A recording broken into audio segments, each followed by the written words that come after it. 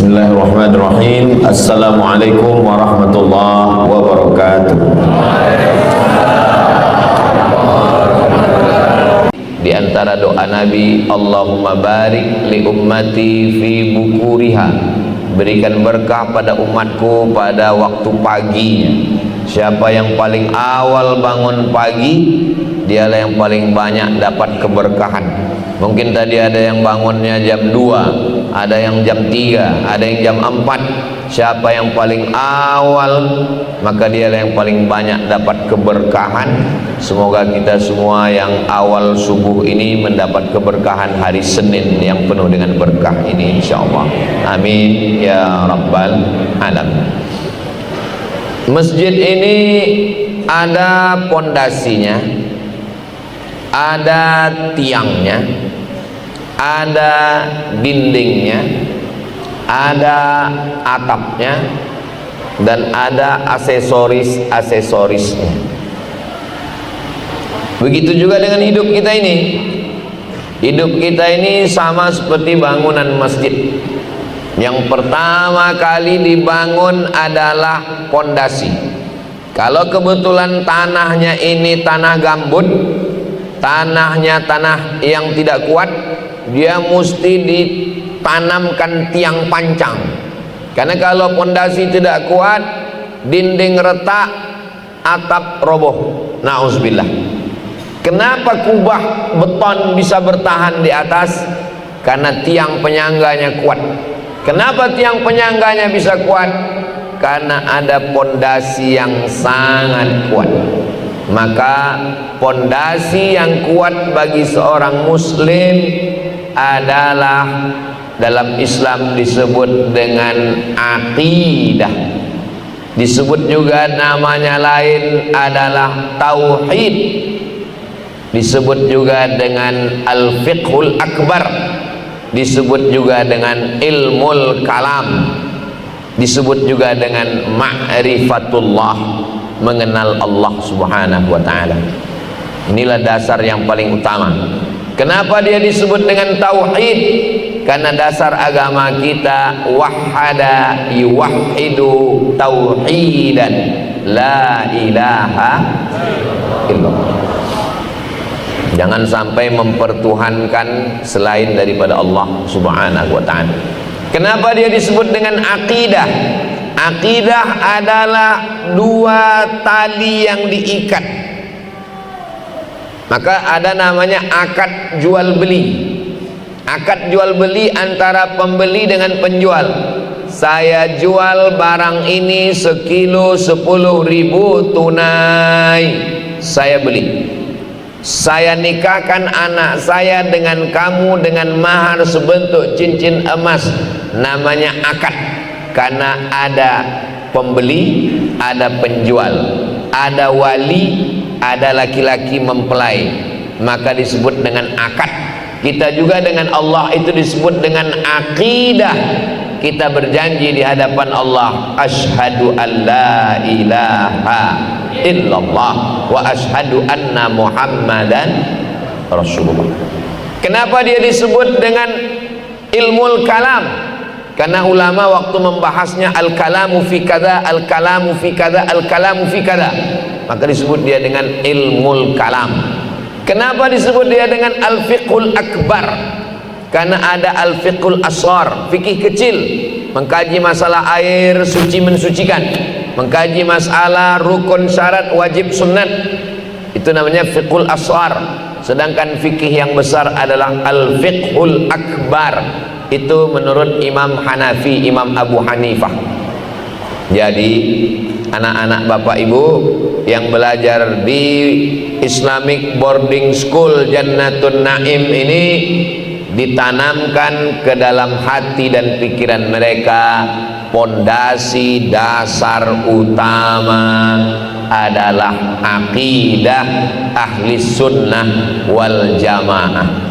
wujud qidam baqa mukhalafatu lil hawadisi qiyamuhu binafsihi wahdaniyah qudrat iradat ilmun hayat sama basar kalam. Sekarang ada akidah khawarij, ada akidah mu'tazilah, ada akidah liberal, ada akidah sekuler, ada akidah ateis. Tidak bisa. Kalau zaman dulu buya-buya, ustadz-ustadz guru kita melarang di pondok pesantren, jangan ikut Syiah, jangan ikut Wahabi, jangan ikut Khawarij. Itu muridnya langsung takut. Zaman sekarang kalau ustadz ada mengatakan jangan ikut akidah Mu'tazilah, langsung dia cari di Google Mu'tazilah. Makanya sekarang tidak bisa kita larang orang, karena kalau makin kita larang itu berarti iklan gratis. Maka cara yang paling ampuh adalah mengajarkan akidah yang benar. Biasanya akidah referensi paling mendasar Aqidatul Awam, nama syarahnya Jala'ul Afham, penjelasannya ditulis oleh Sayyid Muhammad bin Alawi bin Abbas Al-Hasani Al-Maliki. Lalu kemudian yang agak tinggi sedikit biasanya di Sanawiyah Al-Husunul Hamidiyah. Biasanya kalau sudah di Aliyah Ad-Dasuqi ala Ummil Barahin. Kenapa sifatnya cuma 20? Sifat Allah itu kan banyak. Kenapa dibatasi cuma 20? Itu disusun oleh ulama mazhab Imam Abul Hasan Al-Asy'ari, karena dengan 20 itu sudah cukup untuk menseleksi apapun dan siapapun yang mau jadi Tuhan. Banyak sekarang mau jadi Tuhan.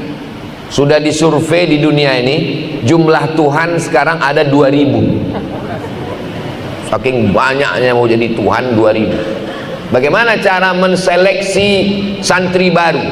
Penerimaan santri baru pesantren Islamic Boarding School Jannatul Naim. Mana ijazah SD? Mana surat kesehatan? Mana surat bisa baca Quran? Itu fit and proper test. Nah sekarang kalau ada orang ngaku saya Tuhan, gimana cara fit and proper testnya? Caranya itulah dia sifat 20. Misalnya ada orang mengatakan Nabi Isa itu Tuhan. Bagaimana cara menseleksinya? Cara menseleksinya pakai sifat 20. Sifat yang pertama wujud, ada. Apakah Nabi Isa itu ada? Ada, berarti dia Tuhan. Wujud, pasal 1 lolos. Pasal yang kedua, qidam. Qidam artinya tidak ada awalnya. Apakah Nabi Isa itu ada awalnya? Ada. Dia dilahirkan. Siapa yang melahirkan dia? Maryam. Berarti ada awalnya. Maka kalau ada awalnya bukan Tuhan. Wujud, qidam. Baqa. Baqa artinya ada akhirnya. Berarti dia meninggal dunia. Maka kalau ada akhirnya bukan Tuhan. Kena 2 pasal. Qidam, baqa. Yang ketiga, mukhalafatuhu lil hawadis. Dia tidak sama dengan makhluk. Apakah Nabi Isa itu sama dengan makhluk? Sama. Nabi Isa makan, Nabi Isa minum, Nabi Isa berjalan. Berarti dia bukan Tuhan. Mukhalafatuhu lil hawadis. Ada artis di Jakarta, malam-malam dia bersemedi, pejam mata. Lalu katanya dia naik ke langit yang ke-7 dan dia ketemu dengan Tuhan hitam. Ketemu dengan Tuhan sedang duduk, warnanya hitam. Dia sedang pejamkan mata, ya hitam lah, orang gelap. Itulah kalau tidak mengaji sifat 20. Seandainya dia ngaji, langsung yang hitam itu terbantahkan. Kenapa? Mukhalafatuhu lil hawadis. apapun yang menyerupai makhluk maka dia bukan Tuhan. Ma khatara bibalik, apa yang terlintas di hati dan pikiranmu, fallahu laisa kadzalik, maka Allah bukan seperti itu. Pejamkan mata, nampak hitam, nampak merah, nampak petak, nampak bulat, nampak kerucut, nampak lonjong, bukan Tuhan. Mana tahu nanti sedang berzikir, afdhalul dzikri fa'lam annahu la ilaha illallah, la ilaha illallah. Tiba-tiba datang berbisik, hai santri Jannatun Naim, akulah Tuhan. Langsung ngomong sama dia, diam kau setan. Kenapa? Karena tauhidnya benar. Kalau tauhidnya benar, dia bisa menseleksi apapun siapapun yang mengaku sebagai Tuhan. Maka ngaji yang benar.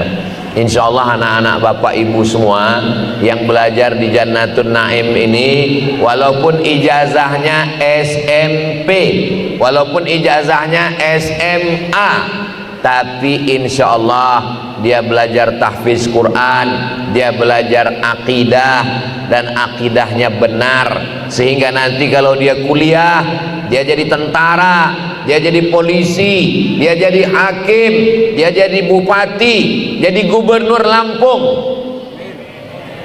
Jadi bunyi aminnya nggak yakin. Amin ya rabbal alamin. Insya Allah tauhidnya benar. Katanya kamu mau jadi gubernur ya? Iya. Mau daftar ke KPU? Betul. Mau menang tanpa modal? Mau. Nanti saya bawakan dukun. Dia tidak akan percaya, karena dia sudah diajarkan bahwa alam semesta diatur oleh Allah Subhanahu wa ta'ala. Innama amruhu idza arada syai'an ayyakula lahu kun. Dia berusaha hanya menjemput takdirnya. Kalau memang sudah dituliskan Allah di Lauhil Mahfuz bahwa saya akan jadi gubernur, jadi bupati, jadi presiden, jadi. Adapun ikhtiar dan usaha itu menurut Ahlus Sunnah wal Jamaah adalah asbab, sebab. Ini kue ini kue ini untuk saya kan? Iya, untuk saya. Ini air ini untuk saya. Memang sudah ditetapkan Allah di Lauhil Mahfuz bahwa ini untuk saya. Tapi kalau saya tidak membuka tutupnya, kalau saya tidak berusaha mengambilnya, apakah mungkin kue itu masuk sendiri ke mulut saya? Tidak. Ini macet-macet. Ini sudah ditakdirkan Allah di Lauhil Mahfuz bahwa mic ini macet pagi ini. Tapi saya membiarkan mic ini terus di tangan saya tanpa berusaha untuk merubahnya. Itu bukan Ahlus Sunnah wal Jamaah. Itu namanya Jabriyah. Jabriyah itu berserah kepada takdir. Saya mesti berusaha untuk melawan mic mati, untuk menggantinya dengan mic yang baru. Ternyata mati juga.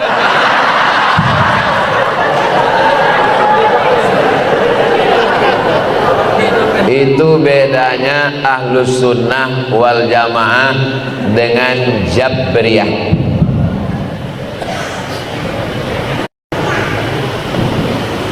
Jabriyah diambil dari kata jabr.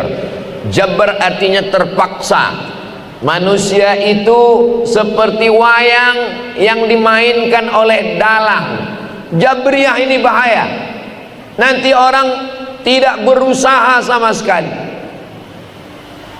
Selesai ngaji, ditanya sama istri, "Mas, kamu nggak kerja hari ini?" Allah sudah menuliskan rezeki hari ini, nggak perlu berusaha. Ini Jabriyah. Sedangkan kita Ahlus Sunnah wal Jamaah ada namanya al-kasbu wal ikhtiar. Ada ikhtiar kita berusaha.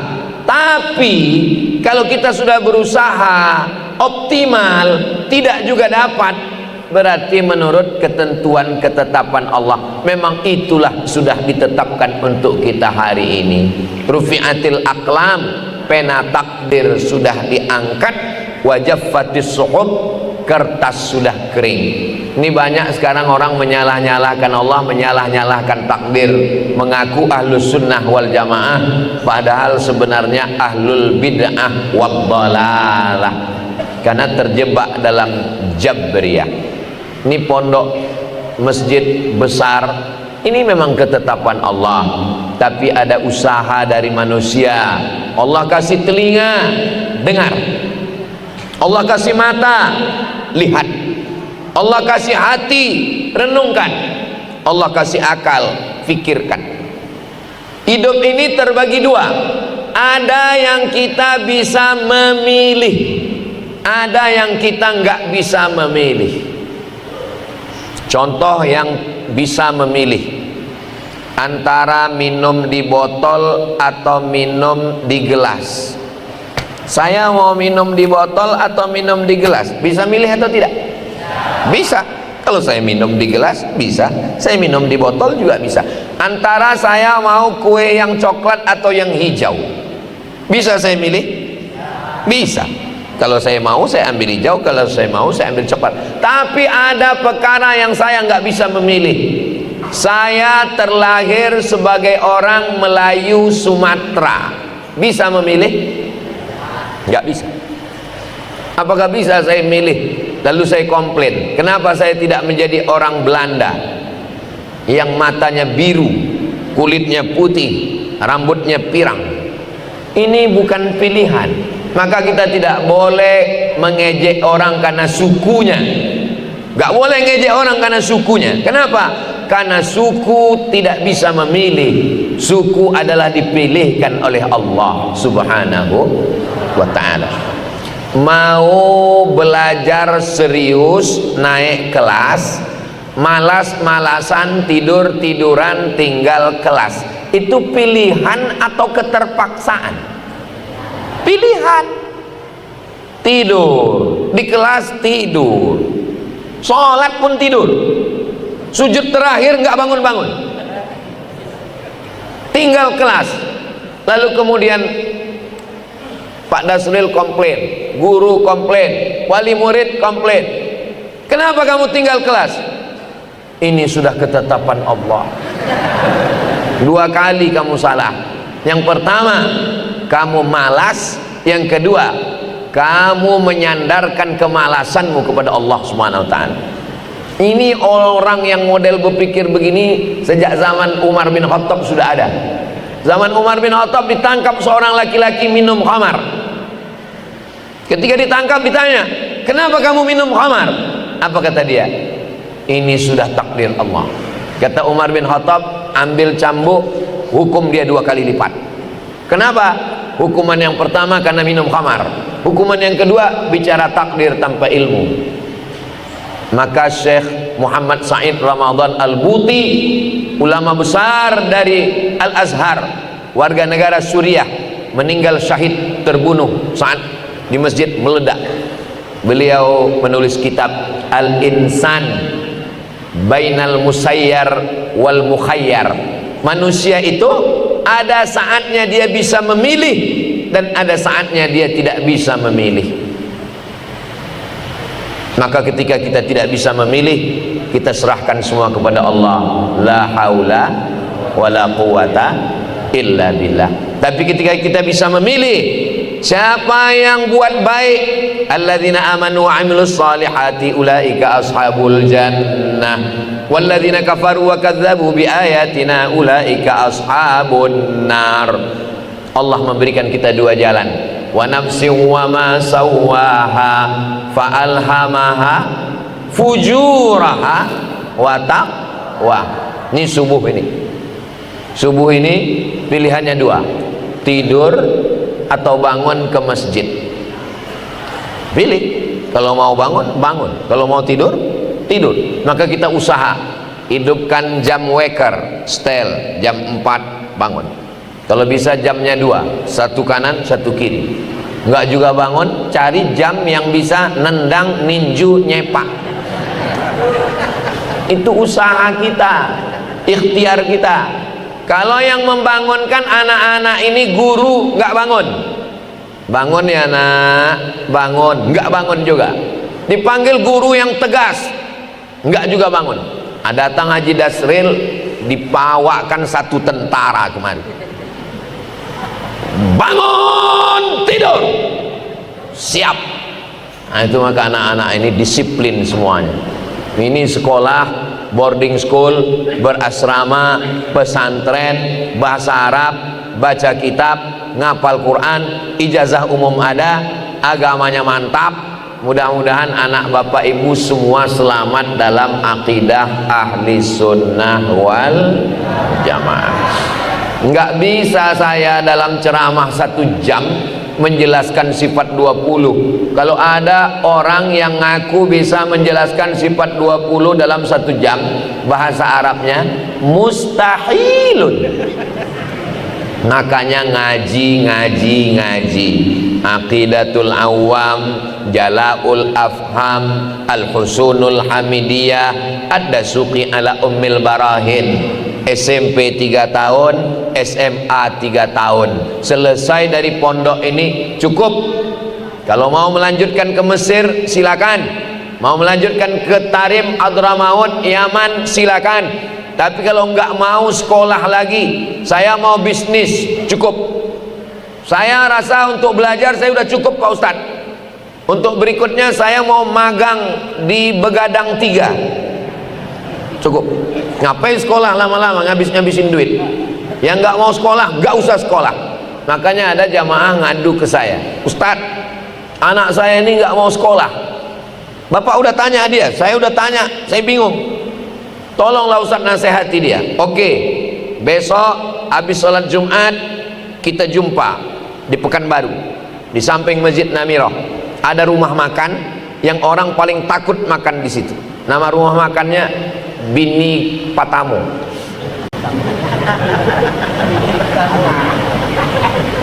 Soalnya orang khawatir kalau ditanya sedang di mana, dan di Patamu berarti ada nangka duo.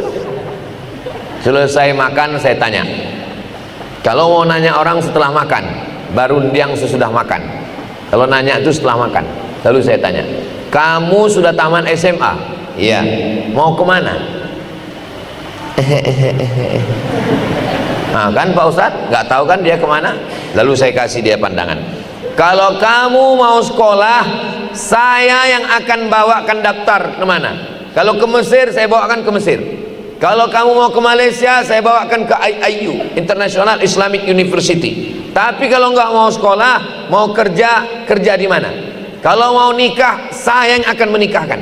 Mau nikah? Enggak Pak Ustaz. Terus mau kemana? Sebetulnya saya mau kuliah Pak Ustaz. Kenapa nggak ngomong? Komunikasi kami tertutup sama orang tua. Mau kuliah kemana? Saya mau ngambil teknik Pak Ustaz. Oke, kalau gitu daftar. Teknik di mana? Saya mau ngambil politeknik. Daftar, masuk kuliah. Nah, jadi begitu juga dengan anak-anakku sekalian. Tentukan arah ke depan. Kita sudah diajarkan ini pondasi utama. Setelah pondasinya kuat, dicor pakai besi, pakai batu gunung, sudah kokoh, barulah berdiri tiang. Nanti insya Allah panjang umur sehat badan kita bisa ke Masjid Nabawi. Di Masjid Nabawi ada mihrab tempat Nabi jadi imam. Di sebelah kirinya ada tiang. Di tiang itu ada tulisan as-salatu imaduddin. Salat adalah tiang agama. Nyari mantu yang salat, nyari suami yang salat, nyari istri yang salat. Walaupun duitnya banyak, walaupun profesor doktor, kalau nggak salat satu sel sama Fir'aun dan Qorun. Maka di sini anak-anak sholat subuh, zuhur, asar, maghrib, isya, tahajud, witir, qobliyah, ba'diyah. Masjidnya cantik, bagus, pakai AC, kipas angin.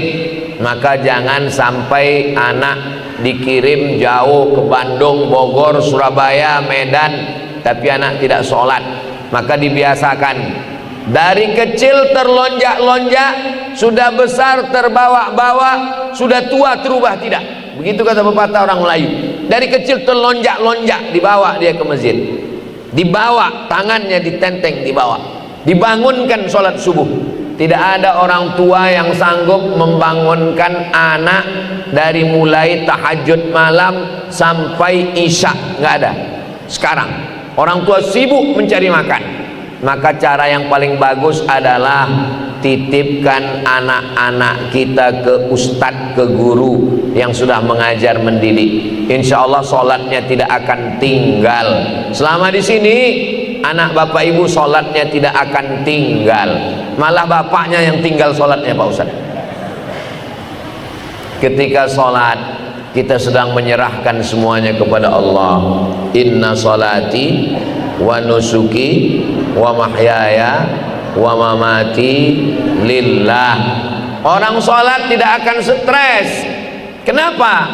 Karena semua masalah hidupnya kecil, yang besar hanya Allah. Dia angkat kedua tangannya, Allahu Akbar. Orang sholat nggak gila pujian, dipuji-puji, nggak gila. Kenapa?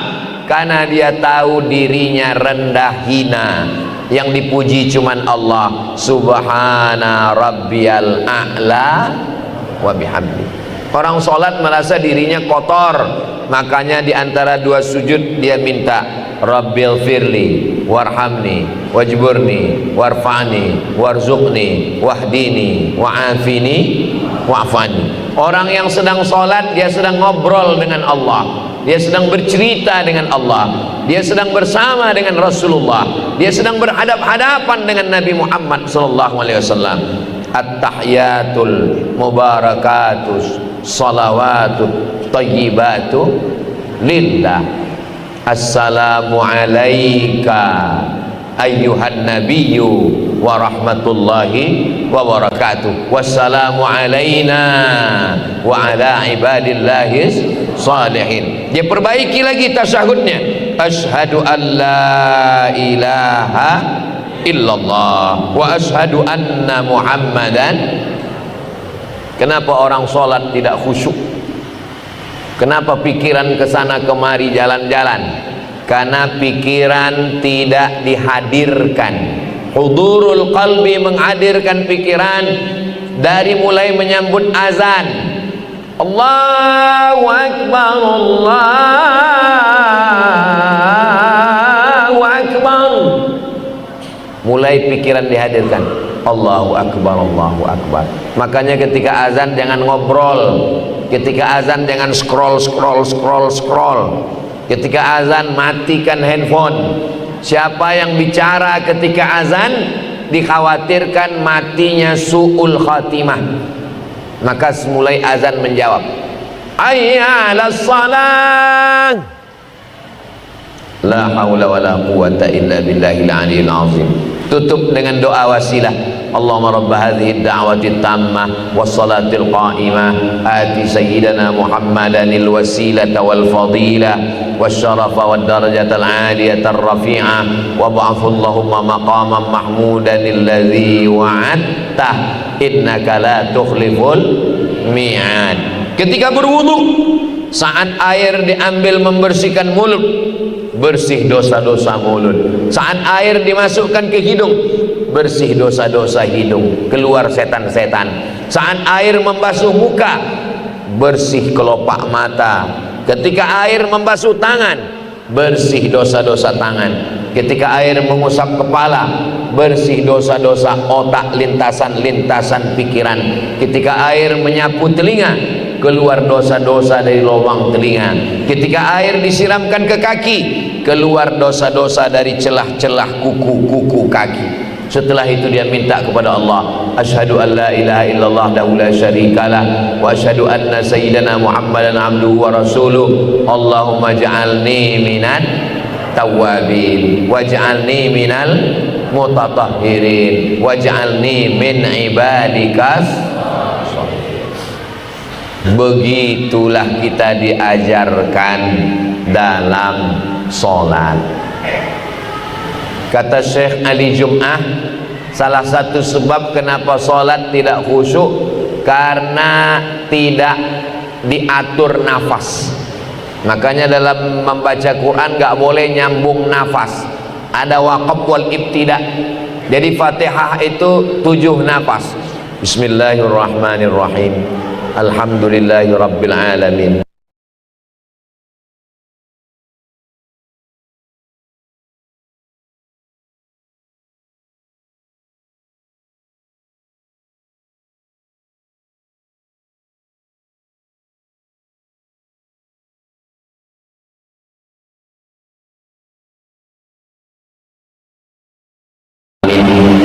Ayatnya mau dipotong-potong bisa, yang penting dibaca mulut bergerak.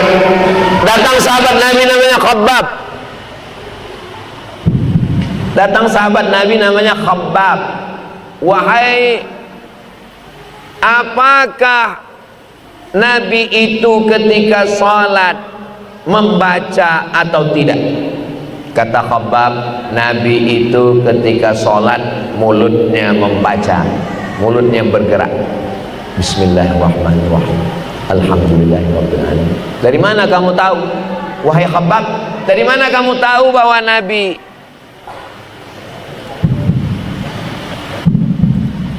gantikan baterai? Dari mana kamu tahu bahwa Nabi itu waktu sholat mulutnya bergerak? Kata Khabbab menjawab, bittirabi lihyati, karena saya melihat jenggotnya bergoyang. Kenapa jenggotnya bergoyang? Karena rahangnya bergerak. Kalau rahang bergerak, jenggot bergoyang, itu berarti dibaca. Jadi salah satunya kata Syekh Ali Jum'ah, bukan kata saya. Mulut bergerak, mulut membaca, nafas diatur. Kalau dari mulai azan pikiran kemana-mana, mulut tidak bergerak, nafas tidak diatur, dan tidak kedengaran apa yang dibaca. Walaupun zuhur dan asar, paling tidak kita sendiri mendengar bacaan kita, namanya hamsah. Allahu akbar kabira walhamdulillahi katsira. Telinga mendengar. Berarti waktu sudah habis. Itu namanya syuruq. Waktu matahari terbit namanya syuruq. Ini matahari. Matahari itu bulat kan? Jadi waktu matahari terbit, ini syuruq. Ketika sedang syuruq ini datang setan menghampiri. Waktu matahari terbit datang setan menghampiri. Ini sedang matahari terbit, datang setan menghampiri. Maka namanya matahari terbit ini, nama waktunya qarnai syaitan, 2 tanduk setan. Ini 2 tanduk setan. Jadi kalau ada orang yang bilang ke kamu, hai bro, itu maksudnya hai setan, namanya qarnai syaitan. Tidak boleh sholat ketika matahari terbit, tidak boleh sholat ketika matahari tergelincir, tidak boleh sholat ketika matahari tenggelam. Karena ketiga waktu itu adalah saat matahari dihampiri oleh setan, nama waktunya qarnai syaitan. Lewatkan berapa lama? Qaidaram'in, ketika matahari setinggi tombak. Jadi kalau ini tombak, ini matahari terbit, lewatkan setinggi tombak. Ini matahari naik setinggi tombak, baru mulai sholat. Setelah diukur menurut ilmu astronomi, setinggi tombak itu 12 menit. Jadi kalau matahari terbit jam 6, jam 6.12 kita sudah bisa sholat, namanya sholat sunat isyraq. Apa bedanya dengan duha? Kalau sholatnya di rumah, mau berangkat ke kantor jam 6.30, namanya duha. Usolli sunnatad duha raka'ataini lillahi ta'ala. Jangan sholat di kantor, kerja di kantor camat, melayani orang, ngurus KTP, ngurus orang wajib, melayani masyarakat wajib. sholat duha sunat. Gara-gara sholat duha orang ngantri 1 jam, duitnya haram, makan gaji, makan pajak, makan duit negara, makan duit rakyat, tapi menyia-nyiakan masyarakat. Tolong kirimkan videonya ke pegawai kantor camat. Sholat sunat di rumah, habis sholat duha baru berangkat kerja. Bismillahi tawakkaltu 'alallah la haula wala quwata illa billah. Tapi kalau cukup 3 syarat. Sholat subuhnya di masjid, habis sholat subuh zikir atau dengar ceramah. Pas jam 6.12, ini jamnya bisa berubah, bisa jam 6.12, bisa jam 6.30, tergantung bunyinya berapa. Pas bunyi terbit matahari, pas bunyi terbit matahari, pas bunyi terbit matahari. Lalu orang narik kesimpulan matahari terbit karena bunyi. Orang selalu mengambil kesimpulan yang salah. Ketika bunyi terbit matahari, bunyi terbit matahari. Disangka orang kalau sudah bunyi terbit matahari, sampai suatu hari enggak bunyi, matahari tetap terbit. Kenapa? Karena matahari terbit enggak nunggu dia bunyi. Ini malah mati karena habis baterai. Saya usaha, saya dapat duit. Saya dapat usaha, saya dapat duit. Saya tanam sawit, saya dapat duit. Saya ternak, saya dapat. Disangkanya karena usahanya itulah dia dapat. Tidak. Kalau Allah mau, tidak ada pun dapat. Tapi jangan bersandar kepada hukum alam, karena bisa Allah keluar menyebabkan manusia ini mendapat sesuatu di luar hukum alam. Hukum alamnya api itu panas, tapi kalau Allah keluarkan dari hukum alam, ya narukuni bardan wasalaman ala Ibrahim. Doa yang selalu dibaca orang mau pergi ke Makkah. Alhamdulillah Pak Ustaz, saya selama di Makkah itu nggak pernah terasa panas, gara-gara doa yang Ustaz kasih, ya narukuni bardan wasalaman ala Ibrahim. Pas ditanya kawannya yang satu hotel, pantasan nggak pernah panas, nggak pernah ke masjid, di hotel terus. Saudaraku yang dimuliakan Allah Subhanahu wa taala, jangan tinggalkan sholat. Dunia ini nggak sampai kemana. Berangkat sebelum azan subuh karena takut macet di jalan, sampai kantor sholat subuh melayang. Zuhur meeting, rapat, visi, misi, zuhur melayang, sampai akhirnya sholat zuhur jam 3. Masuk ke masjid mau sholat zuhur, kata orang, Pak azan asar belum azan, ini zuhur. Wudhu zuhur nyambung ke asar. Yang lebih parah lagi, zuhur melayang, asar melayang. Keluar dari kantor jam 5, berangkat macet maghrib pun melayang. Sampai di rumah isya udah nggak lagi mampu tidur, berhari-hari, berminggu-minggu, berbulan-bulan, akhirnya mati dalam keadaan tidak sholat. Masalakakum fi saqar, kenapa kamu masuk neraka saqar? Ada satu neraka khusus namanya saqar. Apa jawab mereka? Lam naku minal musallin, karena kami tidak sholat. Maka betulkan, ini adalah tiang-tiangnya. Nggak ada gunanya masjid ini kalau tidak ada tiang. Tapi tolong masjid ini diramaikan, dan insya Allah masjid ini ramai karena banyak santri. Saya khawatir kalau masjid banyak tiang, di beberapa masjid kalau nggak ada santri lebih banyak tiang daripada orang. Tapi insya Allah masjid ini dijaga Allah Subhanahu wa taala, santri akan terus berdatangan insya Allah. Pondasinya sudah, tiangnya sudah, lalu dindingnya mana? As-siyamu junnah. Puasa itu adalah tameng. Angin puting beliung dari samping nggak akan masuk. Kenapa? Karena ada tameng. As-siyamu junnah. Puasa itu tamengnya. Maka ketika ada orang yang belum menikah karena belum mampu, kata Nabi, man istata'a minkumul ba'ah falyatazawwaj. Siapa di antara kamu yang sudah mampu untuk menikah, falyatazawwaj, menikahlah. Faman lam yastati', siapa yang tidak sanggup menikah, Ini obatnya, ini tamengnya. Fa'alaihi bisawm, banyak-banyak puasa, karena puasa itu melindungi dia. Anak-anakku sekalian, nanti kalian tamat pondok dapat beasiswa ke Amerika, amin. Dapat beasiswa ke Kanada, McGill University, amin. Di sana banyak orang pakai baju belum selesai dijahit. Bagaimana cara tamengnya? Tamengnya adalah puasa. Dengan puasa kalian menundukkan pandangan. Dengan puasa libido seksual turun. Dengan puasa hati kalian tunduk. Dengan puasa kalian takut kepada Allah. Makanya ujung daripada ayat puasa itu, ya ayyuhalladzina amanu kutiba alaikumus shiyamu kama kutiba alal ladzina min qablikum la'allakum tattaqun.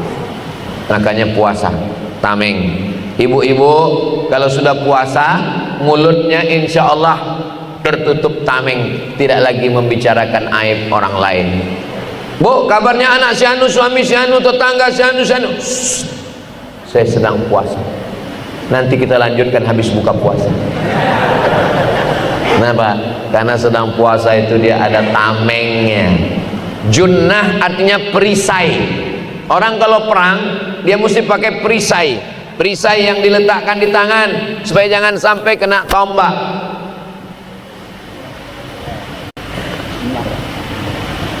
Supaya jangan sampai kena jantungnya. Orang kalau perang dia pakai hirbah.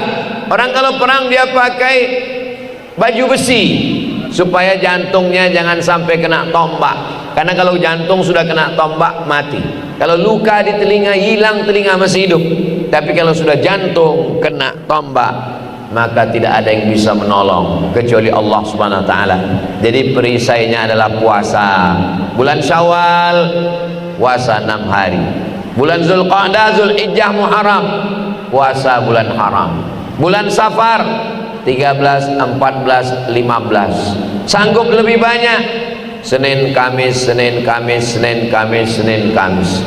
Sanggup lebih banyak 1, 3, 5, 7, 9, 11, 13, 15, 17, 19, 21, 23, 25, 27, 29, 15 hari. Puasa Nabi Daud namanya. Puasa sehari, makan sehari. Ustadz, boleh saya nanya? Boleh. Kalau suami saya itu sholat sehari, nggak sholat sehari, itu nggak ada hubungan sama Nabi Daud. Nabi Daud sholatnya malam, tahajud, sebelum syariat Nabi Muhammad SAW. Sedangkan puasanya Sayyidatuna Aisyah puasa dahar, puasa sepanjang tahun setelah Nabi meninggal.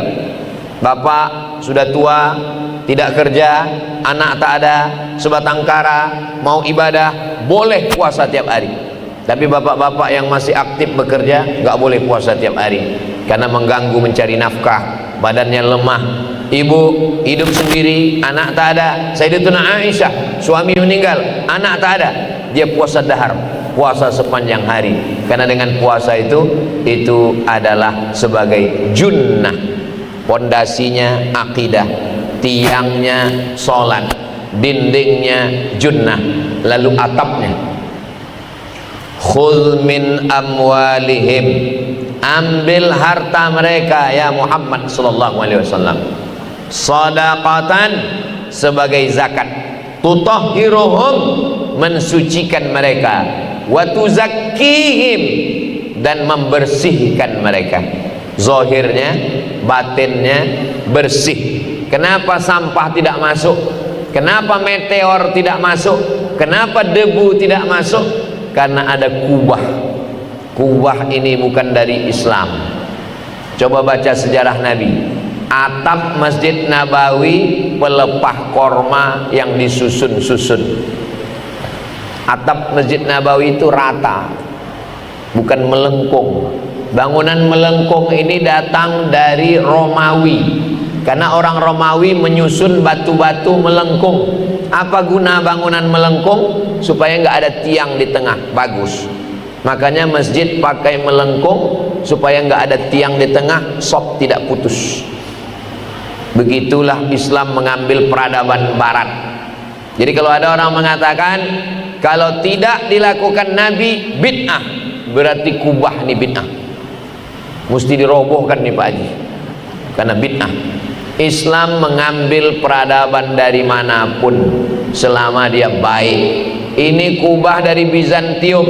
Coba tengok gereja yang dibangun oleh Konstantin, nama kotanya Konstantinopel, yang dibangunnya adalah gereja besar.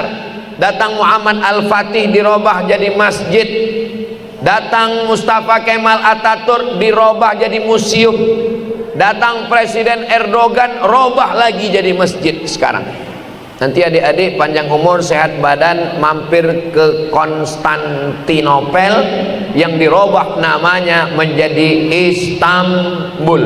Nanti tengok arsitektur bangunan melengkung, dari dinding ke dinding melengkung sehingga tidak ada tiang di tengah. Islam mengambil sesuatu yang baik, walaupun tidak dibuat orang Islam, kalau baik boleh diambil. Termasuk mikrofon ini yang buat bukan orang Islam. Kenapa boleh dipakai? Karena baik dan tidak terkait masalah ibadah.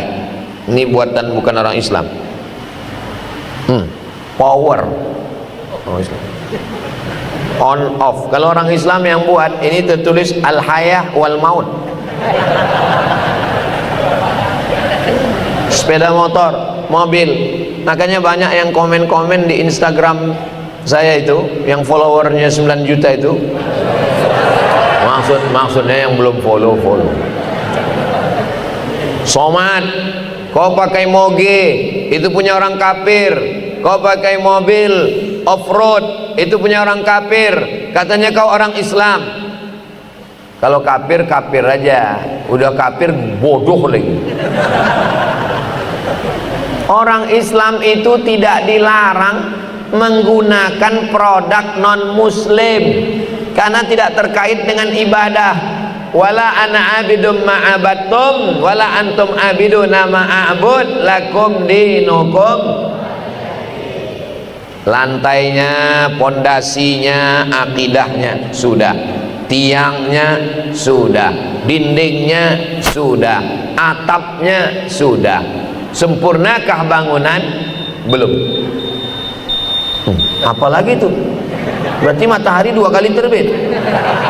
Yang pertama tadi syuruk, terbit matahari. Yang kedua itu sudah habis 2 waktu tanduk setan, sudah boleh melaksanakan sholat sunat isyraq. Inilah jam yang bagus. Mana jamnya Pak Haji? Ini saya sarankan masjid-masjid tolong datang ke masjid pesantren Islamic Boarding School Jannatun Naim untuk meniru masjid ini, karena di banyak masjid orang sudah sholat sunat langsung ketika terbit matahari. Di sini dibuat 2 kali, satu terbit matahari, satu lagi setelah lewatnya qarnai syaitan, sehingga masyarakat terjaga, terpelihara ibadah. Pondasinya sudah, tiangnya sudah, dindingnya sudah, atapnya sudah.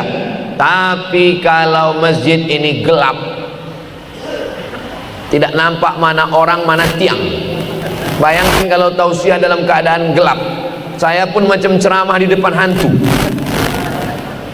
Maka Nabi berdoa, Allahumma ja'al fi qalbi nura wa fi sam'i nura wa fi basari nura wa an yamini nura wa an yasari nura wa min amami nura wa min khalfi nura wa min fawqi nura wa min tahti nura waj'al li nura. Dalam riwayat lain waj'alni nura, cahaya yang terang itu adalah zikir.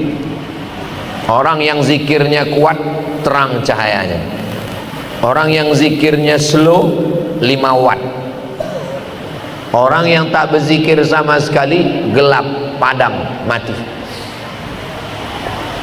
Orang mati bukan orang yang dalam kubur. Orang mati bukan orang yang sakit. Orang yang mati, orang yang tidak berzikir. Ibu kalau punya suami nggak berzikir, berarti selama ini ibu tidur sama zombie. Bapak kalau punya istri nggak berzikir, berarti selama ini bapak satu rumah sama mak lampir. Masalul ladzi yadhkuru rabbahu walladzi la yadhkuru rabbahu. Perumpamaan orang yang mengingat Allah dan orang yang tidak mengingat Allah. Kamatsalil hayy wal mayyit, seperti orang hidup dan orang mati. Kapan orang hidup? Ketika dia berzikir. Terang cahaya, maka zikir. Afdalu dzikri fa'lam annahu la ilaha illallah. Makanya tadi selesai salat kita berzikir, subhanallah subhanallah subhanallah, alhamdulillah alhamdulillah alhamdulillah, Allahu akbar Allahu akbar Allahu akbar. Tapi Pak Ustadz, itu orang Naksabandiyah, tarekat Naksabandiyah, zikirnya Allah Allah Allah Allah Allah Allah. Itu ada juga dalam Quran. Coba tengok di video YouTube, ada orang mengatakan Allah bukan zikir. Siapa yang menyebut Allah berarti dia bukan berzikir.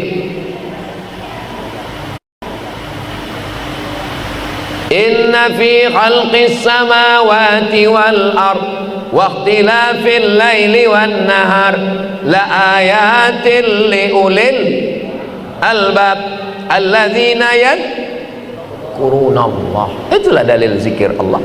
Alladzina yadhkuruna Allah, orang yang menyebut Allah. Qiyaman, tegak, wa qu'udan, duduk, wa ala junubihim, Allah Allah Allah Allah Allah Allah Allah Allah Allah Allah Allah. Tidak berbunyi, tidak bersuara, lidahnya tak bergerak, hidup di dalam kalbunya. Allah Allah Allah Allah, sesuai dengan detak jantung. Ada orang berzikir pakai zikir nafas. Nafas kita ini dua, satu ditarik, satu dihembus. Satu ditarik, satu dihembus. Orang mati itu waktu menarik atau waktu mengembus? Waktu ngembus. Nggak ada orang mati waktu narik, nggak ada. Semua mati waktu mengembus. Maka disebut menghembuskan nafas yang terakhir. Pernah dengar berita meninggal waktu narik nafas terakhir? Nggak ada. Waktu mengembuskan nafas terakhir, disitulah ruh itu keluar, dan biji mata melihat ruh itu keluar. Makanya semua orang yang mati matanya melotot menengok ruhnya keluar. Datang orang menutupkan matanya, istrinya pun takut nengok dia. Yang menutupkan matanya ulama, yang dulu dia ejek, yang dulu dia olok. Maka kata Syekh Najmuddin Al-Qurdi, cicitnya Syekh Amin Al-Qurdi yang menulis Tanwirul Qulub, kata dia, kami Ustadz Somad tidak lagi zikir pakai tasbih. Saya tengok mereka nggak pakai tasbih, rupanya berzikirnya pakai nafas. Ditarik Allah, dihembus Allah, Allah Allah Allah Allah, tapi nggak berbunyi, nggak bersuara. Bisa kami berzikir seperti itu Pak Ustadz? Bisa, sambil bawa motor. Jadi kalau nampak nanti ada orang yang lain sibuk ngobrol, dia diam aja. Mungkin dia sedang berzikir nafas. Mungkin juga dia sedang mikir gaji 13 belum cair. Ada bupati, ada wali kota, ada ketua DPRD, ada Kapolres, ada Dandim. Mereka ngobrol tentang efisiensi. Kita nggak nyambung, bingung. Ngapain kita main HP? Ya kita berzikir nafas. Berzikir nafas itu merasakan sunyi di tengah keramaian. Orang ramai hiruk pikuk ngobrol macam-macam, kita sedang merasakan sunyi bersama dengan Allah SWT, dan merasakan ramai di tengah kesunyian. Kita waktu sedang sendiri, tapi kita tetap sedang berada bersama dengan Allah Subhanahu wa Ta'ala. Itu namanya tariqah. Tariqah artinya metode. Metode artinya cara. Kalau Syekh Abdul Qadir Al-Jilani metodenya tidak khafi, tidak sembunyi, tapi jahar. La ilaha illallah, la ilaha illallah. Samania Syekh Muhammad bin Abdul Karim Samman juga begitu. Makanya ada orang yang zikirnya jahar, la ilaha illallah, tapi ada orang yang zikirnya sir. Yang zikir jahar jangan mengejek zikir sir, yang sir jangan mengejek zikir jahar. Sudah tahu kawan sebelah tentang sir, diajak zikir la ilaha illallah, ya dia sedang menikmati sir. Yang sedang menunduk mungkin dia sedang sir.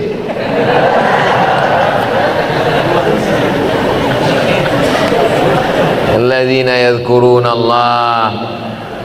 Jadi apa mungkin kita mengingat Allah 24 jam? Ya kita manusia, kadang lupa, kadang lalai.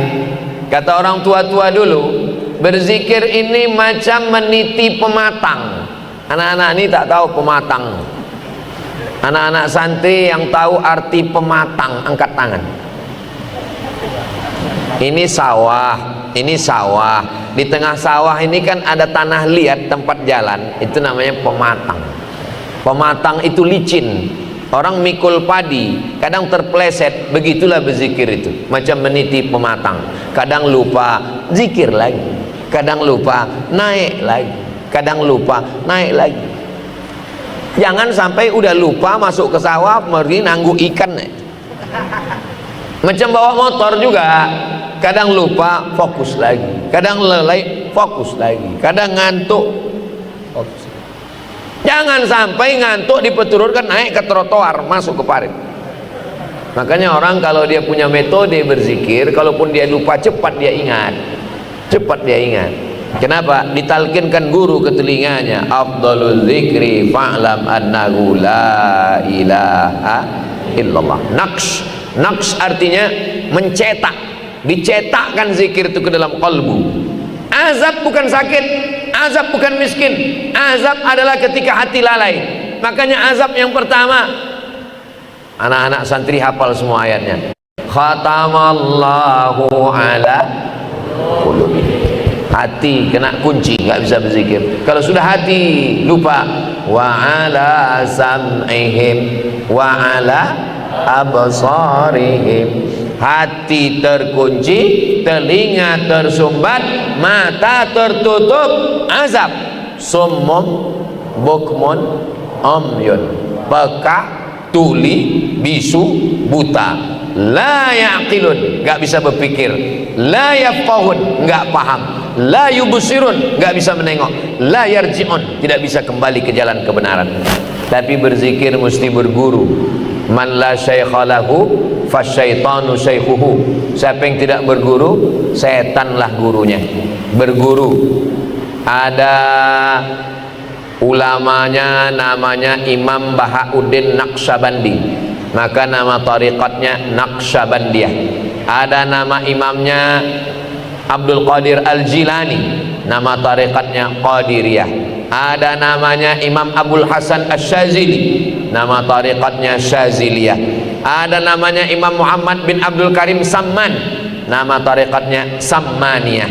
Datang ulama namanya Syekh Khatib Sambas, lalu kemudian dia menggabungkan dua, antara Syekh Abdul Qadir Al-Jilani dengan Imam Bahauddin Naqsyabandi. Itulah yang kita kenal dengan tariqat Qadiriyah wan Naqsyabandiyah. Kedua-duanya ahlus sunnah wal jamaah. Syekh Abdul Qadir Al-Jilani wali Allah. Imam Nawawi mengakui kewaliannya. Kata Imam Nawawi, tidak ada wali Allah yang karamahnya paling diisbat, diakui ulama melebihi Syekh Abdul Qadir Al-Jilani. Maka disebut dia dengan Sultanul Aulia. Ketika dia sedang berzikir, tiba-tiba datang bisikan ke telinganya, hai Abdul Qadir Al-Jilani, berhentilah engkau berzikir, kau sudah kuangkat menjadi waliku, semua dosa-dosamu kuampunkan, yang sekarang, yang lalu, dan yang akan datang. Syekh Abdul Qadir Al-Jilani membaca ta'awuz dan meludah ke sebelah kiri. A'udzubillahi minasyaitonirrajim. Dia sedang mengusir setan. Kenapa? Karena bisikan itu bertentangan dengan ahlus sunnah wal jamaah. Mana tahu adik-adik nanti sedang berzikir malam, tiba-tiba datang bisikan, engkau sudah kuangkat menjadi waliku, maka semua yang halal haram bagimu, semua yang haram halal bagimu, dan semua dosamu kubersihkan. Maka baca ta'awuz, tiupkan sebelah kiri, auzubillahi minasyaitonirrajim, karena setan selalu datang dari sebelah kiri. Makanya membangunkan teman yang tidur itu dari kanan, jangan dari kiri. Kalau kita bangunkan dari kiri, diludahinya kita, sangkanya kita setan.